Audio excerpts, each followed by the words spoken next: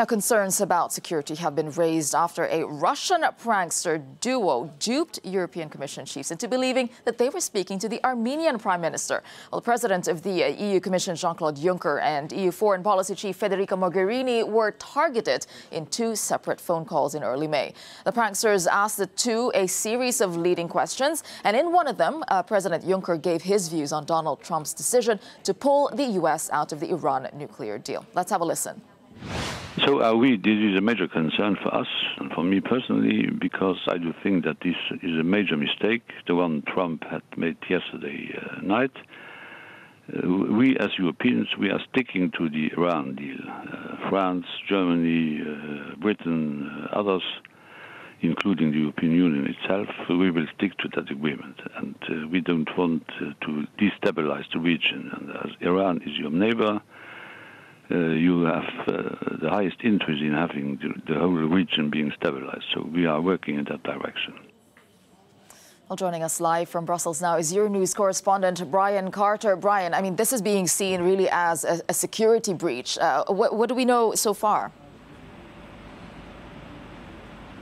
Good morning, Tessa. What we know is that both calls lasted about 10 minutes, and both times Jean-Claude Juncker and Federica Mogherini thought they were speaking with Nikol Pashinyan, the newly appointed Prime Minister of Armenia, who assumed office on the 8th of May. Now, both calls are quite diplomatic. When you listen to them, they talk about improving relations between the EU and Armenia. Perhaps the strongest bit from Jean-Claude Juncker is at some point he seems to imply that Donald Trump is ignorant. He says, I quote, "We have to explain again and again the world to Mr. Trump. He doesn't understand what it's about." The only funny bit that came in the phone call with Jean-Claude Juncker is at some point the man pretending to be Nikol Pashinyan invites him for a barbecue in Armenia, and then they start talking about music, and then the man says that he is talking about System of a Down, which is an American metal band whose members are actually originally from Armenia, and then they play a soundbite for a little sound from the music of System of a Down, and Jean-Claude Juncker says,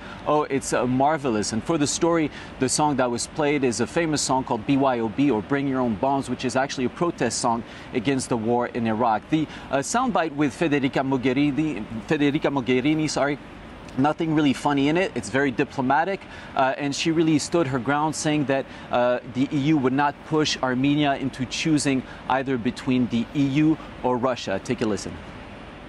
On our side, what is clear is that we are not asking for a sort of exclusive friendship. We know that, and we think that you can be friends and partners of many, provided you're free and you're free to make your choices and your policies. And this is our approach.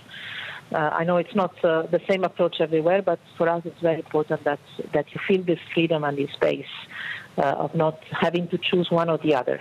I think this is somehow a precondition for good partnership. What we know as well is that both pranksters are known as Lexus and Vovan. They're quite known in Russia. This is not the first time that they've done prank calls with world leaders. Some have accused them of having ties to the Kremlin, which they have always denied. What they say they're doing is called prank journalism. It's to have a good laugh and also, if they can, to get some information.